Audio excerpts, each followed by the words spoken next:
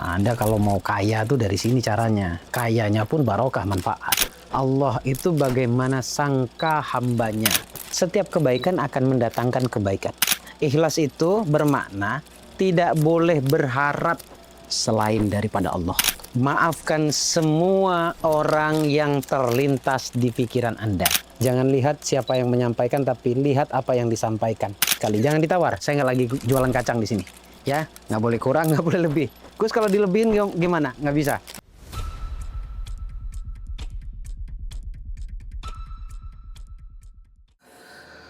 Assalamualaikum warahmatullahi wabarakatuh. Selamat datang kembali di channel Gus Baraja. Bersama saya di sini, Bagus Baraja.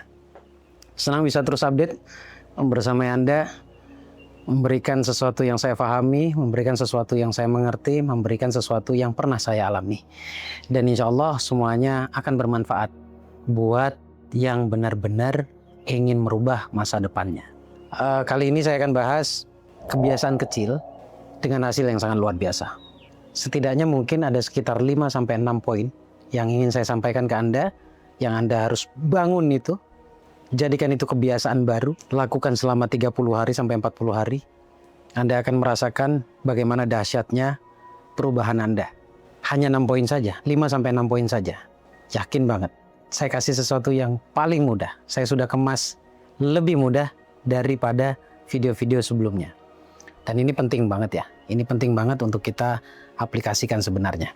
Saya selalu mengatakan bahwa semua itu bermula dari pikiran.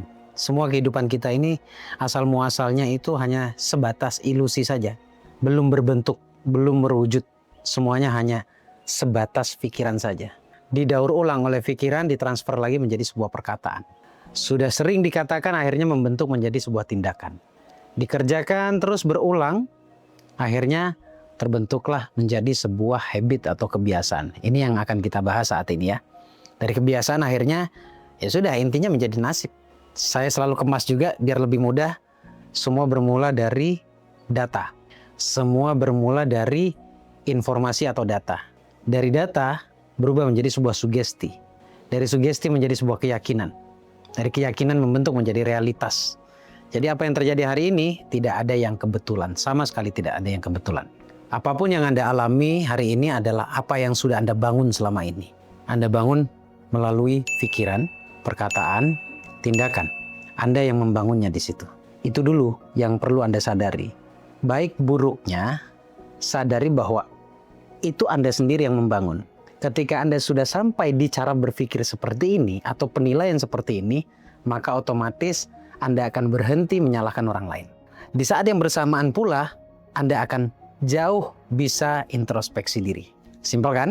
Jadi awalnya sadari dulu bahwa semua yang terjadi adalah kontribusi dari Anda sendiri. Adalah sesuatu yang pernah Anda bangun di masa lalu.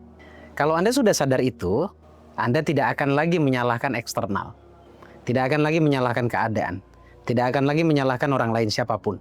Dan setelah itu, maka yang akan dilakukan secara otomatis di waktu yang bersamaan Anda akan introspeksi diri. Itu tuh untungnya bahwa kalau kita menyadari bahwa tidak ada yang kebetulan di dunia ini. Yang terjadi dalam hidup kita itu by design. Siapa yang mendesain? Diri kita sendiri. Allah itu bagaimana sangka hambanya. Sangka itu diletakkan pada pikiran, diletakkan pada hati. Maka hati-hati dalam bersangka-sangka. Ya, itu nasihat dulu di awal. Nah, ketika Anda sudah sadar bahwa semuanya dibangun oleh pikiran Anda sendiri, berarti kita tahu sekarang, atau kita sekarang cari tahu apa yang harus kita pikirkan, apa yang harus kita lakukan, agar masa depan kita nanti berubah. Tidak stuck seperti saat ini yang sedang kita jalani. Khususnya teman-teman yang selalu dalam kondisi kesulitan. Dalam kondisi yang menurut Anda punya masalah. Tapi balik lagi tadi pertama saya katakan bahwa masalah atau kesulitan itu sebenarnya itu bentuknya cuma ilusi awalnya ya. Tapi karena difikirkan berulang, dijadikan sebuah habit, dijadikan kebiasaan memikirkan hal yang buruk, hal yang sifatnya menyusahkan, akhirnya terbentuklah menjadi realitas. Saya bagi ke Anda ada 6 kebiasaan yang boleh saya katakan ini selalu saya lakukan. Akhirnya sangat membawa perubahan. Dan perubahan itu bukan perubahan kecil tapi perubahan besar. Itulah kenapa ini saya sampaikan dengan judul kebiasaan kecil dengan hasil yang sangat memuaskan, hasil yang sangat luar biasa. Yang pertama, sholat. Sadar kan kalau diri kita hamba, tidak ada pilihan. Mohon maaf, bukan saya merasa alim. Saling mengingatkan itu penting. Sholat kalau nggak bisa khusyuk percuma Gus lah, daripada nggak sholat. Iya kan? Daripada nggak sholat. Jadi jangan protes ya kalau hidupmu penuh masalah dengan kondisi Anda tidak sholat, gitu ya. Sholat apa yang saya maksud? Ya otomatis karena ini dari pagi ya bangunnya subuh, sholat subuh. Sesudah sholat subuh ngapain? Saya nggak perlu panjang kali lebar tentang bab sholat ya, karena satu bukan fak saya, bukan bidang saya, tapi kalau saling mengingatkan itu saya rasa bidang semua orang gitu ya. Boleh setiap orang itu saling mengingatkan. Bahkan ada sebuah pesan motivasi dari para ulama itu, jangan lihat siapa yang menyampaikan, tapi lihat apa yang disampaikan. Jadi lebih fokus pada substansi, lebih fokus pada isi yang disampaikan. Terlepas yang menyampaikan adalah menurut kita orang bodoh, tapi kalau ternyata isinya benar, ambil, lakukan. Ya karena nilainya kebaikan itu tidak akan bisa berubah. Ya baik gitu loh. Kalau kebaikan ya kebaikan. Sholat subuh. Sudah sholat subuh, ngapain? Ya selesaikan wirid sunnahnya. Kemudian setelah itu bacalah waqiah, surah waqiah itu 1 kali saja. Nggak apa-apa, 1 kali aja. Jadikan istiqomah. Karena yang terpenting dalam ilmu itu adalah pengulangannya. Baca waqiah, sudah baca waqiah 1 kali, sedekah subuh dulu ya. Berapapun itu. Yang diistiqomahkan bukan angkanya, bukan nominalnya, tetapi perbuatannya. Perkara hari ini Anda bisa sodakohnya 10.000, perkara hari ini Anda bisa sodakohnya 20.000, kemudian besok 30.000, besoknya lagi 50.000, besoknya lagi turun 15.000, nggak ada masalah. Yang dinilai istiqomahnya adalah perilakunya atau perbuatannya, bukan pada angkanya, bukan pada nominalnya, bukan juga pada prosentasenya. Oke? Tapi kalau misalkan Anda menerapkan yang sering saya sampaikan jauh sebelum video ini dibuat mengenai sedekah, atau kemarin kalau nggak salah saya buat penjelasan tentang sedekah, saya menyebutkan 10% itu ketika kita mendapatkan sesuatu atau mendapatkan rezeki. Paham ya sampai di sini ya bab sedekah? Nggak mungkin saya jelaskan bab sedekah panjang kali lebar di sini karena di video sebelumnya sudah selesai, sudah saya bahas. Sudah sedekah subuh, karena masih subuh, monggo diahlikan baca sholawat 313 kali. 313. Ya, 313 kali. Sholawatnya sholawat apa? Bebas. Sholawat yang biasa, yang kita kenal sebagai sholawat sajaratun nukut, atau sholawat pohon uang. Allahumma sholli ala sayyidina Muhammad wa ala ali sayyidina Muhammad. Sholawat ya sholawat sebenarnya. Ya. Atau mungkin lebih singkatnya sholawat Jibril gimana Gus? Nggak apa-apa. Sallallahu ala Muhammad, sallallahu ala Muhammad, sallallahu ala Muhammad. Itu sudah bagus. Yang penting 313 kali. Jangan ditawar. Saya nggak lagi jualan kacang di sini. Ya, nggak boleh kurang, nggak boleh lebih. Gus kalau dilebihin gimana? Nggak bisa. Saya dulu tuh pernah bertanya begini ke kiai saya. Karena kita selalu berasumsi ketika banyak atau lebih dari ketentuannya misalkan gitu. Itu menurut saya bagus, menurut kita bagus awalnya. Dalam sisi bacaan bagus, tapi merusak tatanan ijazah gitu loh. Kalau sudah di ijazah sekian ya sekian gitu, lakukan. 313 kali. Nah di sini dibutuhkan untuk tidak kritis pada sebuah nasihat ya. Kalau Anda masih bertanya, walaupun semua pertanyaannya akan dijawab dan sangat bisa terjawab. Gus, kenapa 313 kali? Inilah, di awal sudah Anda diuji. Nggak usah ditanya, lakukan saja. Lakukan saja, toh itu nilainya kebaikan. Setiap kebaikan akan mendatangkan kebaikan. Kalau masih Anda kritisi, setiap sesuatu yang dikritisi berarti belum bisa masuk ke hati. Karena dalam ilmu dunia pikiran itu ada namanya area kritis. Kalau hal buruk saja Anda nggak ngritisi, tidak mengkritisi itu. Tiba-tiba jebol saja, masuk saja ke dalam hati. Kalau hal buruk. Tapi ketika disampaikan kebaikan seperti ini, kenapa tiba-tiba kritis? Mental blocknya muncul. Sudah, amalkan saja. Sholawat itu tidak pernah ditolak. Salah satunya ya, amalan yang Allah juga melakukan. Innallaha wa malaikatahu yusholluna 'alan nabi. Ya ayyuhalladzina amanu shollu 'alaihi wa sallimu taslima. Allah bersolawat. Gitu ya. Baca 313 kali. Terjawab. Kalau Anda punya pertanyaan sebenarnya bisa saya jawab. Bukan berarti saya nggak bisa menjawab pertanyaan. Bukan. Kita tidak dalam kuis tanya jawab masalahnya. Dikasih amalan, lakukan saja. Dengan hati yang enak. Believe. Oh iya. Insya Allah ini bersanad kok. Gitu ya. Sudah sedekah subuh, kemudian sholawat 313 kali. Sudah muncul nih matahari nih, sudah terbit mataharinya. Duduk sejenak, 10 menit saja. Saya minta Anda untuk berikan yang terbaik untuk diri Anda dulu. Minimal berfatihah pada diri sendiri dulu. Kemudian dengarkan audio syukur. Nggak punya audionya Gus? Beli. Cek link di deskripsi. Langsung Anda tertuju pada audionya. Oke? Dengarkan audio afirmasi syukur. Tapi tidak hanya mendengarkan audio saja, tapi juga rasakan, kemudian berikan apresiasi itu terhadap diri sendiri. Tujuan Anda bersyukur itu untuk memberikan sesuatu yang terbaik untuk diri. Merasakan yang saat itu Anda rasakan. Sedang merasakan hangatnya matahari, dirasakan hangatnya. Sedang kena angin sepoi-sepoi, kayak saya lagi ngonten sekarang nih, sepoi-sepoi kena angin tapi banyakan panasnya. Nggak apa-apa, dirasakan, tidak ada komplain. Oke, tidak boleh komplain. Durasinya cuma 10 menit, diajak untuk fokus ke dalam diri, diajak untuk fokus merasakan yang terjadi saat itu juga, saat Anda duduk dalam waktu 10 menit itu. Ya, wah ini luar biasa kalau Anda lakukan ya, setiap hari. Perhatikan dalam kurun waktu 1 bulan. Kemudian yang berikutnya, tidak perlu saya jelaskan panjang di sini, karena ini sama seperti poin kedua tadi, yaitu sedekah. Tapi sore. Sore itu kapan? Menjelang maghrib. Kalau jam 4 gimana? Jangan ditawar. Menjelang maghrib itu, sibukkan untuk bersedekah. Dan berdoalah di situ. Berdoa, minta ke Allah.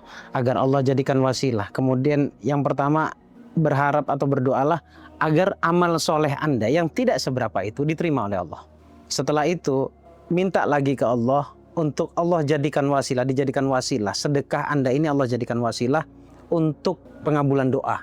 Berdoa saja, nggak apa-apa. Kita mainnya di bawah. Di saat banyak orang yang ngebahas di atas, kita mainnya di bawah dulu. Ya, ikhlas dulu. Jangan lompat ke muhlas atau ke muhlis dulu. Ikhlasnya aja belum benar kok. Ikhlas itu bermakna tidak boleh berharap selain daripada Allah. Jadi kalau berharapnya ke Allah, boleh, sah. Justru aneh kalau ada orang yang berani melarang Anda berharap kepada Allah. Aneh itu orang. Berharap kepada Allah kok dilarang. Yang nggak boleh itu kalau berharap selain daripada Allah. Itu namanya level ikhlas yang standar. Dan itu sah, itu boleh. Suatu saat, lama-kelamaan, yang namanya ikhlas tadi, yang Anda berharap kepada Allah itu, hanya semata-mata berharap kepada Allah atau pertolongan dari Allah, lama-kelamaan itu akan terbentuk menjadi sebuah belief, menjadi sebuah keyakinan, dan akhirnya Anda sudah tidak melakukan lagi apa yang saya sampaikan ini. Makanya semuanya itu perlu latihan, gitu ya, semuanya perlu latihan. Kadang kita untuk menuju kebenaran itu harus salah dulu kok. Nah, gitu ya. Kemudian yang berikutnya, ampuni dan maafkan dan doakan orang lain. Kapan ini? Kan sudah seharian nih beraktivitas nih. Karena tadi kita sudah dihadang oleh sedekah sore, pelepasan masa atau pelepasan waktu atau perpindahan waktu. Habis itu kita beraktivitas seperti biasanya, sholat maghrib. Setelah sholat maghrib, sholat isya, pas waktu isya maksudnya.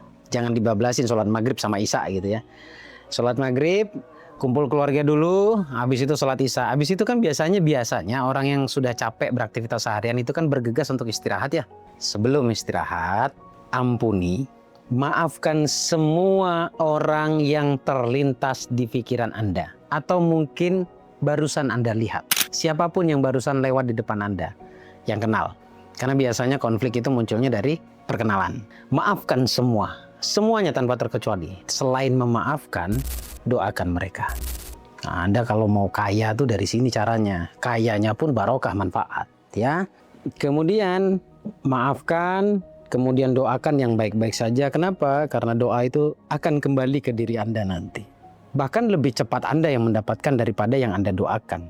Kebanyakan seperti itu, walaupun yang namanya kapan doa kita dikabulkan itu penuh misteri. Tidak ada yang tahu. Oke?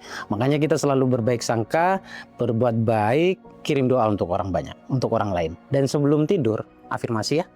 Jangan lupa afirmasi. Afirmasinya adalah afirmasi yang sifatnya mengkoneksikan atau menghubungkan Anda pada kekayaan.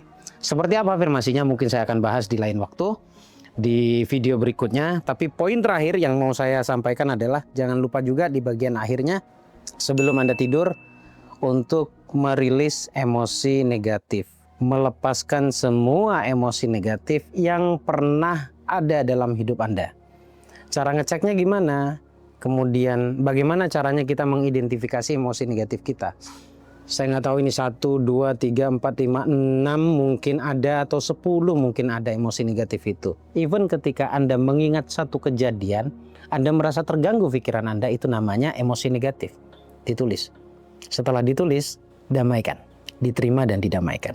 Kemudian tulislah sepanjang aktivitas Anda, apa saja yang Anda dapatkan dan yang Anda alami. Tulis semuanya, dibaca dengan perasaan, dengan hati yang benar-benar totalitas. Yang ditulis adalah kejadian-kejadian yang membuat Anda bahagia. Ataupun setidaknya kalau tidak membuat Anda bahagia, kejadian-kejadian yang terjadi. Tulis saja, tapi sertakan alhamdulillah tadi pagi saya ditraktir oleh teman saya sarapan. Alhamdulillah ya Allah tadi menyempatkan diri untuk meditasi sebentar. Alhamdulillah ya Allah tadi sempat makan bareng sama teman-teman. Alhamdulillah ya Allah tadi dapat senyuman yang indah dari pasangan saya, dan lain sebagainya. Besok paginya itu yang dibaca. Clear ya? Saya nggak tahu tadi ada berapa, kalau nggak salah ada 6 habit yang mulai Anda harus bangun. Ada yang kurang? Ya mungkin menurut Anda yang kurang yang afirmasi kaya tadi ya. Mungkin saya akan bahas di video yang berbeda. Jadi itu saja dari saya. Ya Anda akan rasakan lah setelah Anda praktekkan 30 sampai 40 hari. Seberapa dahsyatnya, seberapa luar biasanya. Kalau nggak ada perubahan berarti Anda punya problem dalam hati Anda. Nah problem itu yang harus diidentifikasi, harus diketahui, kemudian dilepaskan. Karena itu masih sangat melekat dalam jiwa Anda. Terima kasih, semoga bermanfaat. Saya Bagus Baraja, Al Fakir di sini. Assalamualaikum warahmatullahi wabarakatuh. Allahumma shalli ala sayyidina Muhammad.